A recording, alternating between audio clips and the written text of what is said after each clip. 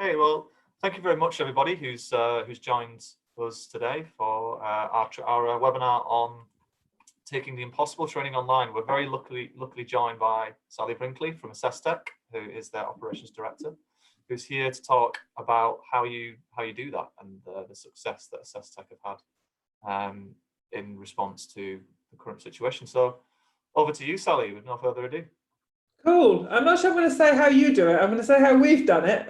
And we've had some success. I'm just briefly going to give people a quick overview of who AssessTech are and what we do, and then we'll get into it, if that's okay. Right, so don't worry, I don't have loads of slides with loads of words on, but I have got this slide with loads of words on. We're a technology and training company specialising in competence management for the railway industry.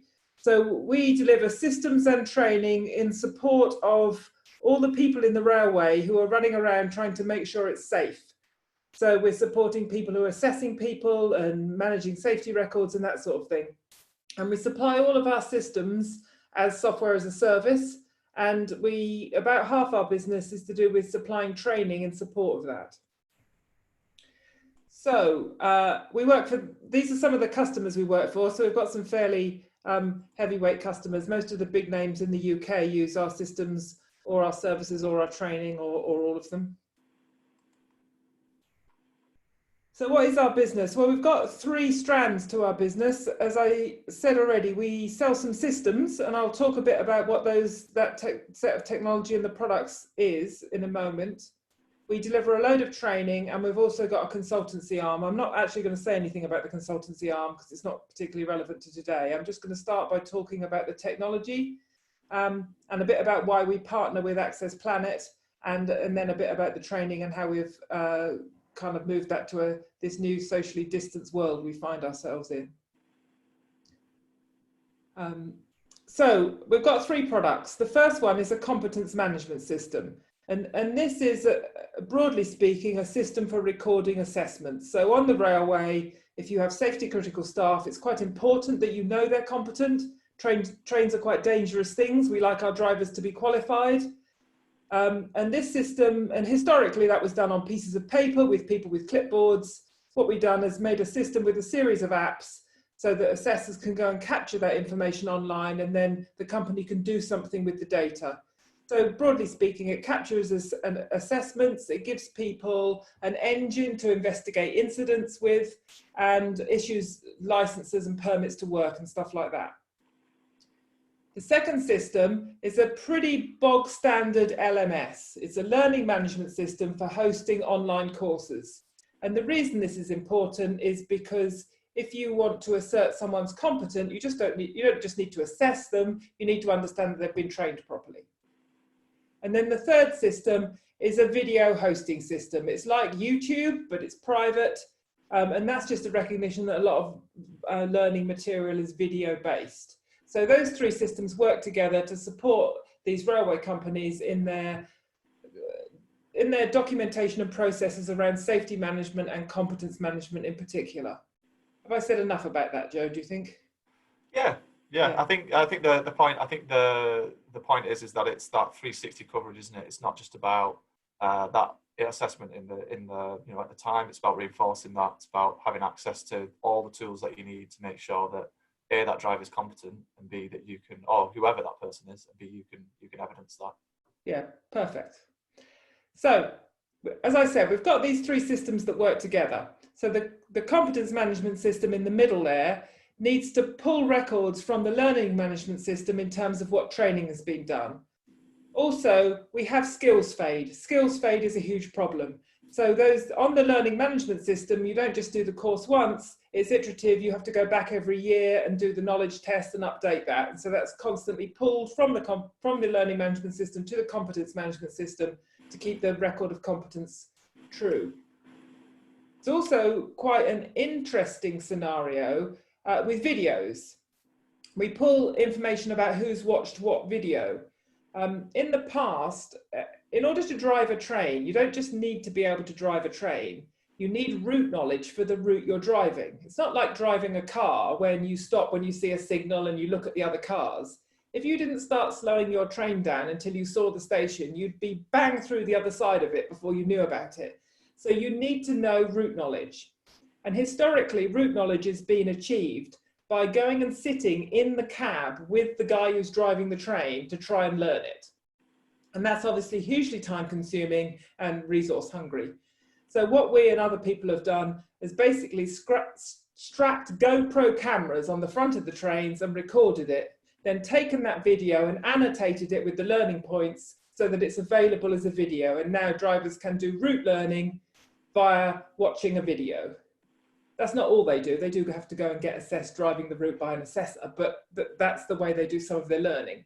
Yeah, I guess that means they can do it whenever they want as well. As you say, if you're stuck to when the train's running, then obviously that limits the amount, the availability. Exactly, and in fact, you can do your own refreshing on that. So that data is pulled into the competence management system as well to make this picture. And obviously, some of those videos end up being part of training courses as well. So we've got these three systems that work nicely together. However, training is a big part of competence management, as we've already said, and most training these days is a kind of blended learning thing, a bit of trainer-led training and a bit of online self-paced training. And we've got somewhere to host the online training, but there's nothing on our systems that does anything about the trainer-led training. So we've partnered with AssessPlanit to use their training management system to do that. So that basically what happens is you put your training courses on the AssessPlanit system and you book the people on it and you organize your rooms and your trainers and your projectors and whatever else happens, and it sends out joining instructions and all those good things. And then when the course starts, it automatically enrolls the people on the training courses on the learning management system. So they attend the classroom training. They then do all the tests on the learning management system on AssessBook. And when those tests are complete, the data about who can and can't do what is pumped into the competence management system in the middle. So it's all a big joined up picture. So that's why AssessPlanit are a really good partner for us, because they do all the bits we don't do. All the boring bits. Oh, they're not that boring. But yeah, if you like. So hopefully that explains that. So that's enough about systems. Let's talk about training, because that's what we're here to talk about today. So what sort of training does AssessTech do? Well, we run courses specific to the railway, and there are a number of categories of these. We do a lot about, we're a City and Guilds centre in our own right, and we offer a lot of the City and Guilds awards in the learning and development arena. And we offer these largely to people in management grades within the railway. So we train people to be assessors, we train them to be internal quality assurers or verifiers, we train people to be trainers, and we train people to be instructors and coaches and mentors and all of that good stuff. And that's fairly standard stuff. You get that sort of training across many industries, but it's got a kind of railway bent on it. We then do some courses that are much more specific to railway in terms of responding to and investigating incidents. Now, these, frankly, are right dull old things if you're not careful. Okay, so when a major incident like a derailment happens in real life, it's quite the opposite of dull. It's kind of a super frantic, super interesting, difficult thing. But trying to train people to do it, it's about learning lots of process and procedure. And the training can be really dull unless you find a way to kind of bring it to life. So what we've done for the classroom is to build these things called interactive training aids, which is what the marketing department likes to call them. They're board games. Okay, so they're fancy board games that allow you to, they're not open play board games, they're trainer led. So, but what you do is you move pieces around or play cards to earn tokens that allow you to achieve things in order to get the objective of either responding to correctly or investigating the incident. And I assume in a classroom, Sally, the engagement is really high for that type of course. If you've gone from something that's quite a dry, hands-off kind of listening to someone talk about operational procedures into something that's a bit more hands-on and a little bit more engaged. I assume that's a bit more engaging for people. Yeah, it is. It's actually, one of them's a bit like playing Monopoly. We haven't actually had anybody flip the board up yet, but you could, I suppose. Yeah, it can get quite heated, and it's quite good fun, and it's a good. We don't get me wrong. We don't put people in a room and go play the board game. We do a lot of other stuff. There's a lot of formal teaching using PowerPoint or group exercises with flip charts and stuff. And then once we've done all the underpinning knowledge, we play the game to reinforce that and to sort of bring it to life. It's a really good example of using gamification in learning, you know, to take those game aspects and apply them to something that's really boring. It's a really, really good example of how to use gamification to increase your engagement. So the day lockdown hit, we had 6 of these incident responder courses in the diary. And somebody said to me, well, you can't do those online, that's impossible, which was a bit like a red rag to a bull. So anyway, we did, and we'll go through how. So let's just talk a bit about what happened the very day we decided we all needed to be socially distant. So about 6 weeks ago, we had to move to this socially distant world. So what we did is we did the easy stuff first. Okay, so we built a virtual training room, and I've got a little very short video to show you of that. Got ourselves a Zoom conferencing service, and basically went about talking the customers into switching those courses to online video conference delivered courses. Now, I think personally, if I tried to do that in any other world, I would have been met with a lot of resistance. But the fact is, these people need to be trained, and they're simply not allowed to go and be in a classroom. So suddenly people's minds are open to the possibilities, and they're willing to try things that I think would have been, I think if 3 months ago I'd said to someone, you know, it'd be cheaper to do your training online, why don't we do it via a video conference? I wouldn't have got past the end of the first sentence, basically. So anyway, let's just have a little look at this, the video for this training room. I'll shut up for a bit because there is some sound on it and it's quite quick. We're downloaded 2 assessments, isn't it? 2 assessments and the verification forms. And verification, yeah. So, Paul, do you literally just want the assessment, or do you want all the other stuff with it? if you've got access to like the planning of it, we'll do that and have a look at that as well. So as you can see, it's not rocket science, okay? So the chap training there is Paul Wallace, and he really likes to train standing up. I have no idea why. We do have chairs in the room when other people use it, but he likes to train standing up. And what we've simply done is given him a big screen TV so that he can see everybody and he can see what they can see. And then we've set up a couple of webcams. One's pointing at him and one's pointing at a good old-fashioned paper-based flip chart. He's using Zoom. You absolutely do have an online whiteboard on Zoom, but in order to type on it, you have to sort of get down and look at the computer, and that doesn't look very good. And also, if you want to draw pictures, unless you're super good with a mouse, it all gets to look a bit rubbish a bit quickly. So when he needs to do things, he can move to the flip chart. I think there's a couple of points here in terms of best practice for these kind of setups. Some of which you've absolutely nailed here, Sally. So absolutely right. You know, make sure that your instructor can see the participants on that big screen. Make sure your lighting's right. Make sure that you've got the technology in place. So big screens, webcams. Make sure that you're using either a room that's soundproofed or somewhere where you're not going to get a lot of background noise. And I know there's one thing that we discussed before this, Sally, that you've had trouble with exactly this week, which is make sure that you've got a good stable internet connection. Yeah, and that's been one of the frustrations. So one of the reasons we've set this virtual training room up in the office rather than having all of our trainers doing it from their spare rooms is simply because we do have a very reliable high-speed internet connection at that site. And normally it would be quite a noisy office, but because everybody else is working from home, it's dead quiet. Yeah, and I assume, so what did you do? So you've transitioned your easy training. So absolutely. So we've transitioned the easy training.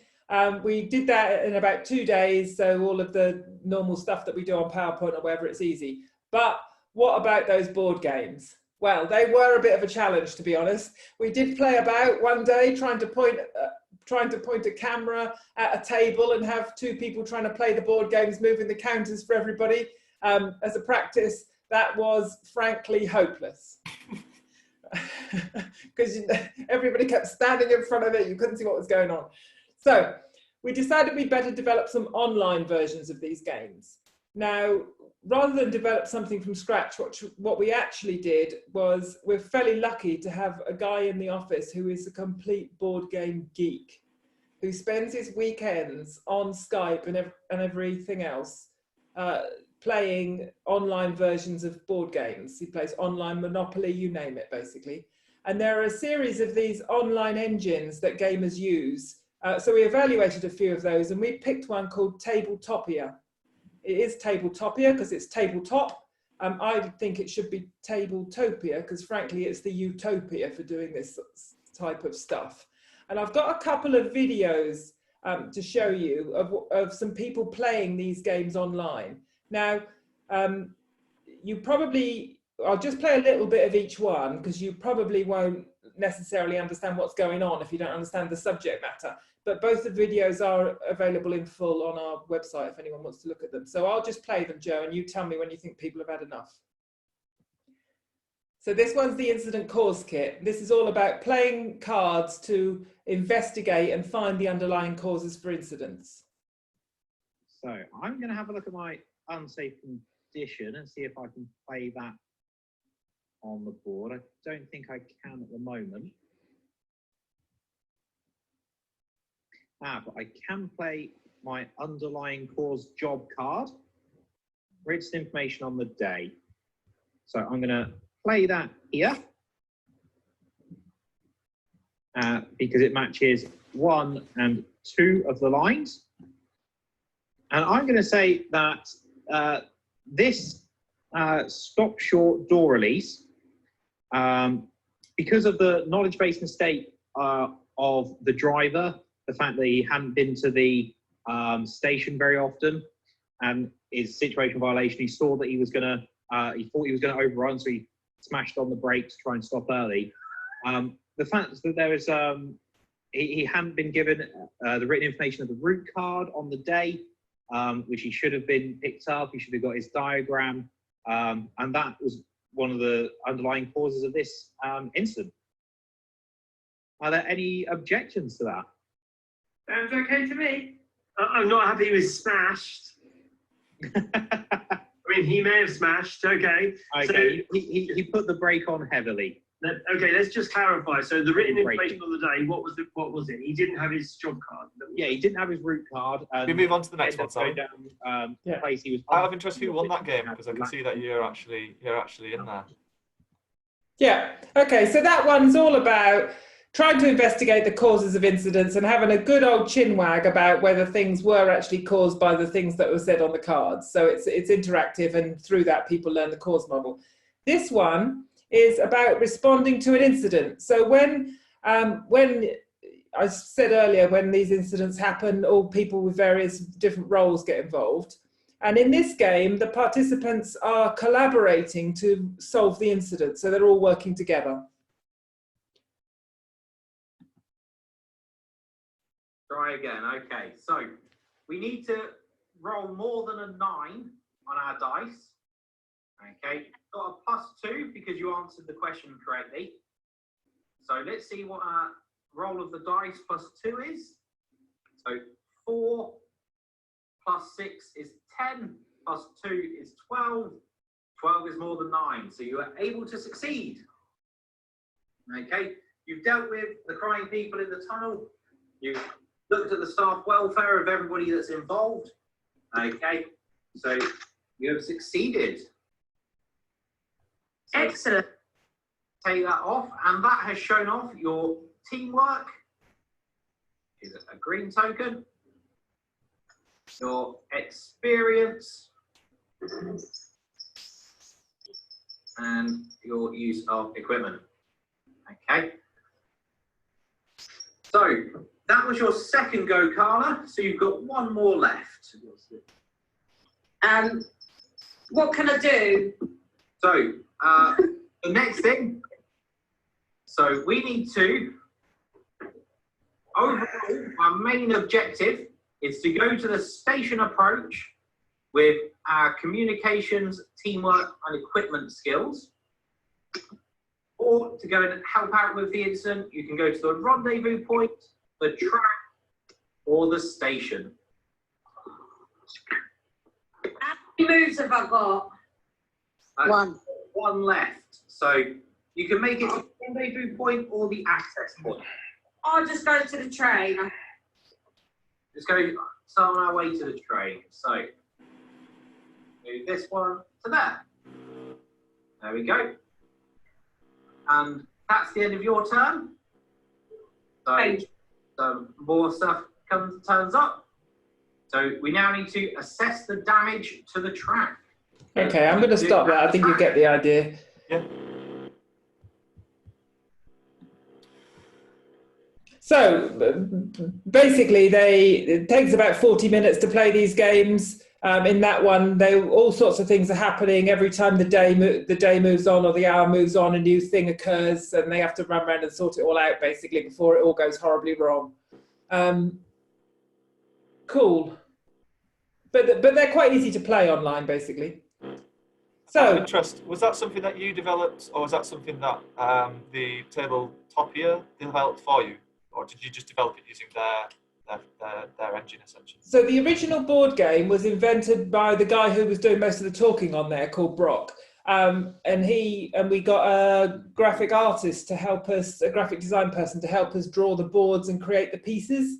And what we actually did was I made an account on Tabletopia and started doing it, and then ran out of time, and actually got the guy who was the graphic artist to go and set it up. It's not very difficult actually. If you've got a slight technical bent at all, it's not lots harder than, if you go and make online learning content with something like Articulate Storyline or yeah. You need some skills, but you don't need to be able to write code. So out of interest, Sally, how long did it take AssessTech to turn that around from when you sort of decided to go to an online game? I think it was probably 1 to 2 days of solid effort for each game. Right. Okay. So that's amazing how quickly you managed to turn. Yeah. That around. So not loads, but that was helped by the fact that we owned all the assets for the board game in the first place, because so it's your intellectual property. Yeah. I mean, if we'd have had to go, so we already had the backs and the fronts of all the cards. If we'd have had to go and make those, it would have taken ages. But actually making the online version of it wasn't very difficult. And if people on here really want to do that, I can certainly give you contact details for the guy who did it for us. He'd be more than happy for a price. Yeah, I'm sure. And what's the response been like? What's the feedback been like since you moved online? It's very similar to when we play it in the classroom. So in the classroom, some people love it and they get super enthusiastic about it. It's a bit like Christmas, when some people go, "Oh, bloody hate Trivial Pursuit," right? And you do always get someone who just doesn't like the delivery mechanism. But actually, it's no different. And also I think people are at home and they're a bit bored, and this is it's at least a bit lively. So it's been pretty good. I would say the amount people like or dislike it is probably no different than how much they like or dislike it when it's in the classroom. Cool. So the final thing we have to do is we do quite a lot of assessing of people. I talked about skills fade earlier. So we regularly, oh, hang on, I'm on the wrong window. Apologies. We regularly go and assess people when they're assessing people. So we check people's assessor skills, we check their trainer skills and that sort of thing.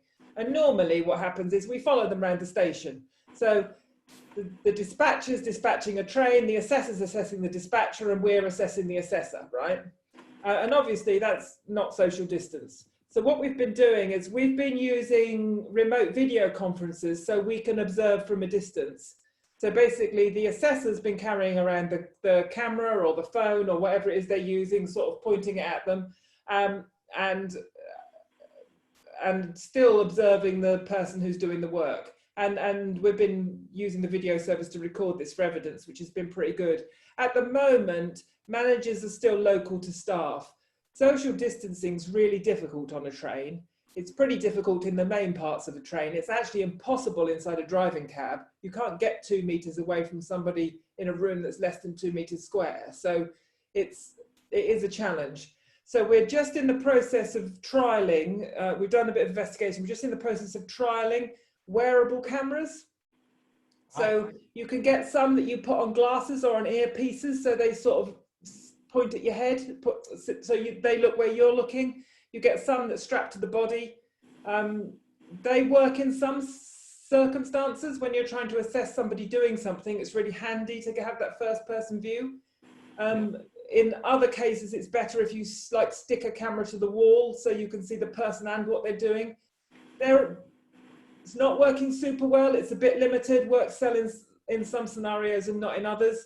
There are also lots of rules and regulations about transmitting equipment and video equipment and anything that'll make a noise or have a light on it inside a driving cab. So there are some challenges there, but we're currently investigating that. And out of interest, do you see sort of remote assessment or sort of remote access for these types of activities becoming the new norm?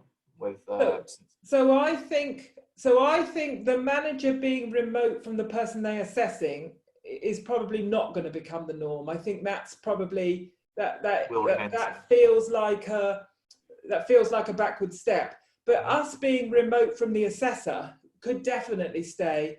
I mean, I've gone from a situation where if we do this all over the UK, I'm based in Guildford.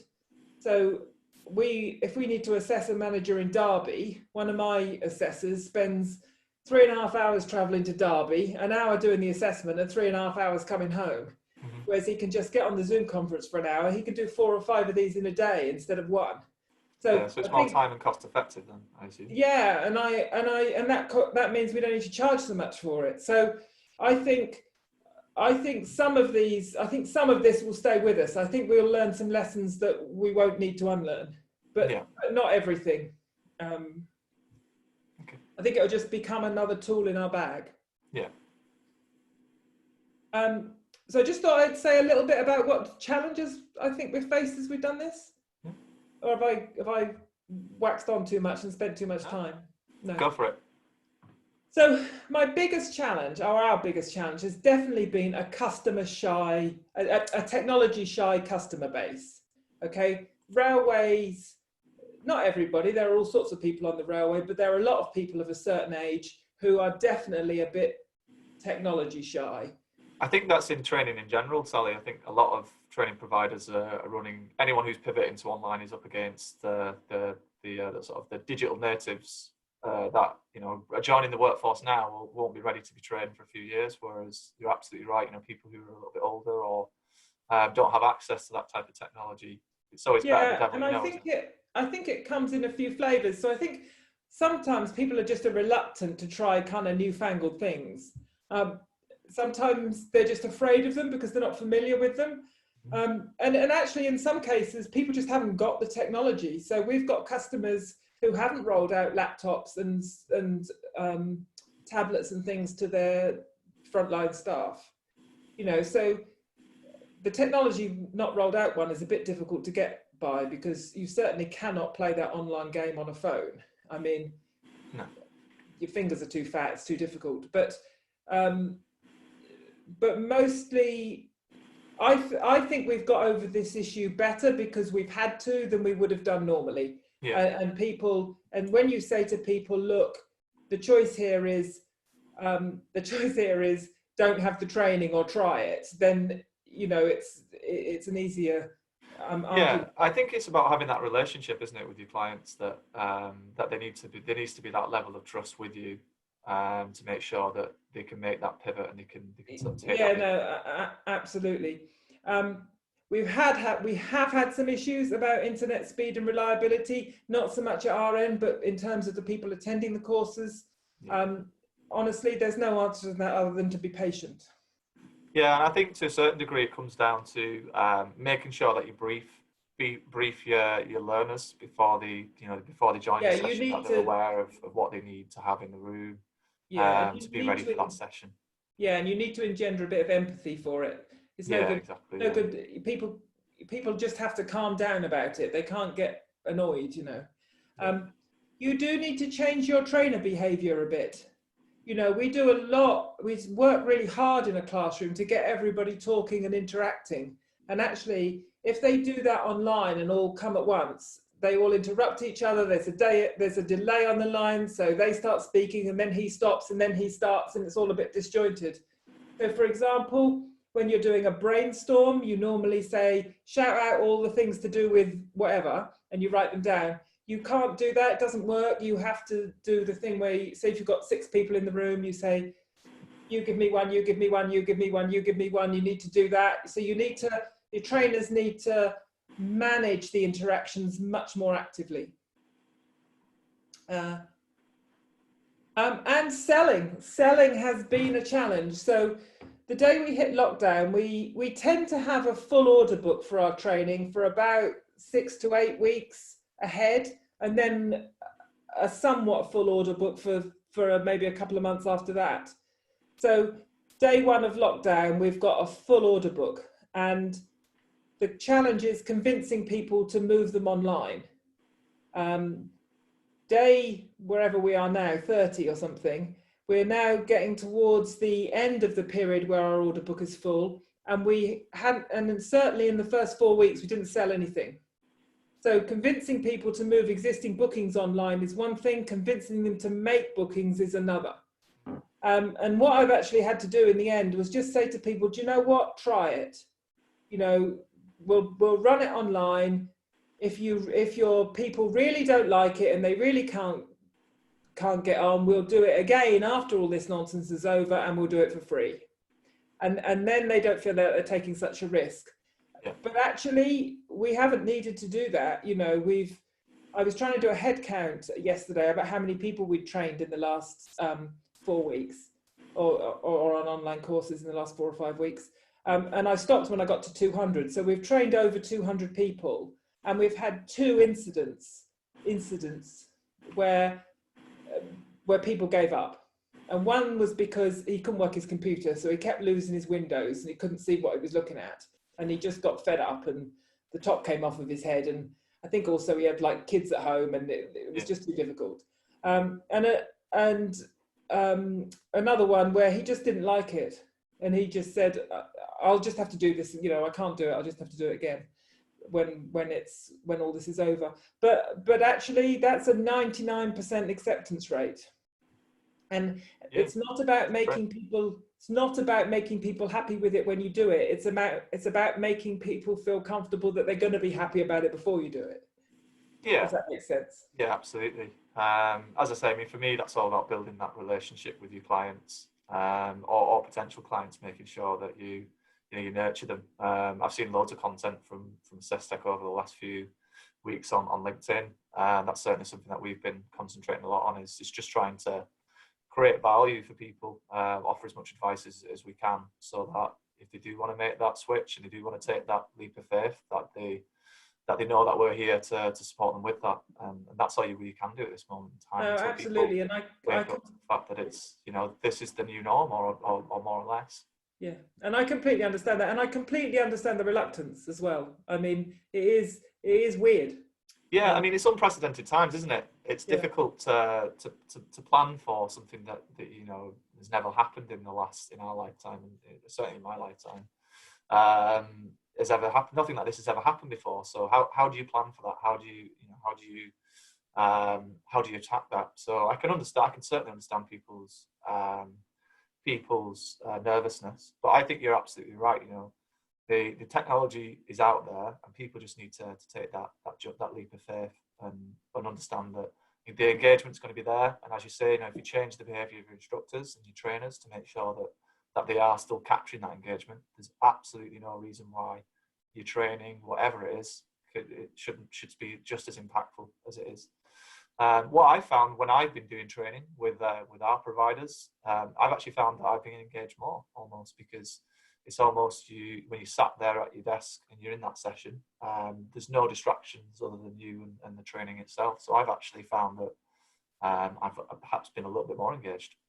And I think also people are craving a bit of human contact. I mean, I live on my own, so I'm much more inclined to want to sit on a voice conference than I am normally. Yeah, absolutely. I mean, that's certainly something that we at AssessPlanit are all about as well. If anyone who is on this webinar does have any questions or just wants to have a chat about anything relating to the training industry and how they can make improvements, then AssessPlanit, we're certainly here to have a chat and have a call and offer advice on how we can specifically help or anything else really. Which brings me neatly on, Sally. Just to finish off today's session, I thought it might be quite useful just to open up to some questions from the some questions from the audience. Okay. So I've been looking down a few of them. Some of them we've already answered off. So could you envisage going back to face-to-face training, or will this approach be the new norm? So I think we'll do a mix in the future. Yeah, absolutely. I agree. And I think it's not so much about the subject matter as it is about what people. So all of us in the training industry understand that different people are receptive to different training styles. Okay, some people like to be talked at, other people like to read things, and this is no different. Some people will like to come to a classroom, and some people will like to go online. And I think going forwards, we'll just offer both. Yeah, absolutely. I think we do an industry survey every year, and still 72% of people who responded to that have said that they will still do instructor-led training. So there is going to be instructor-led training, whether it's classroom or not, or a combination. But certain training you can't really do. You know, there are certain things that you can't do via Zoom. Some of it has to be hands-on. So I think there'll always. Well, in fact, there's certain things you can't do in the classroom. I mean, we do a thing called PTS training, which is personal track safety.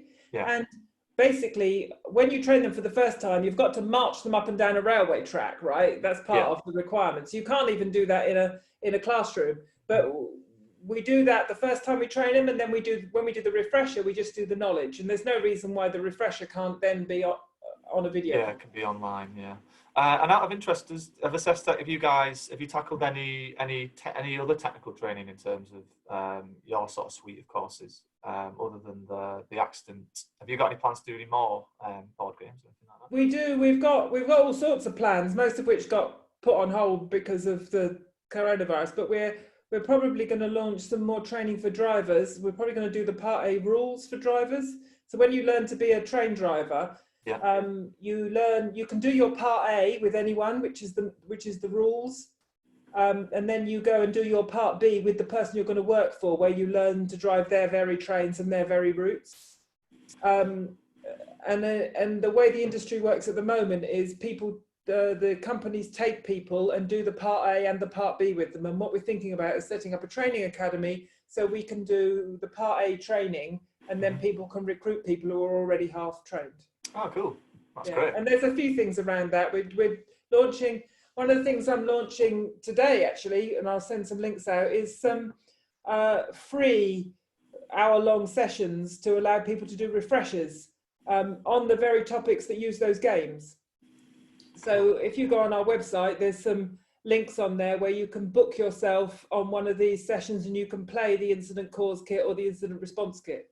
In fact, Joe, you should come and play one. You'd like. Yeah, no, I definitely do. I really wanted to actually have a play today, actually, but I'm definitely gonna take you up on that. A couple more questions just before we finish off, because we are almost out of time. So, out of interest, what's the feedback been like from your trainers, Sally? So you mentioned you've set up your virtual room. Was it Chris likes to deliver standard? Paul was the guy in the video. Paul, yeah. So what's the feedback been like from your trainers?